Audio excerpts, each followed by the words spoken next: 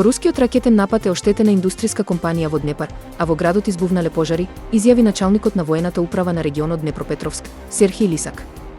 Официјалниот представник објави дека русите извршиле масовен напад врз регионот Днепропетровск. Самата помисла на нуклеарна војна предизвикува страв и загриженост низ целиот свет, а причината за загриженост ја зголеми војната во Украина.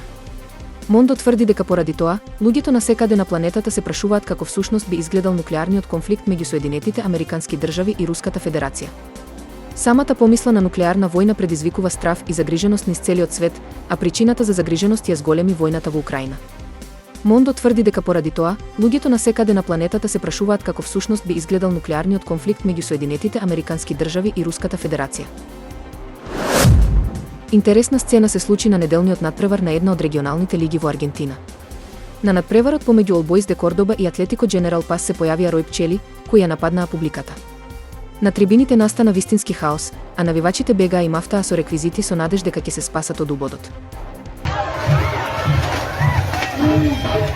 Uy, el viejo, ahora está sin miedo.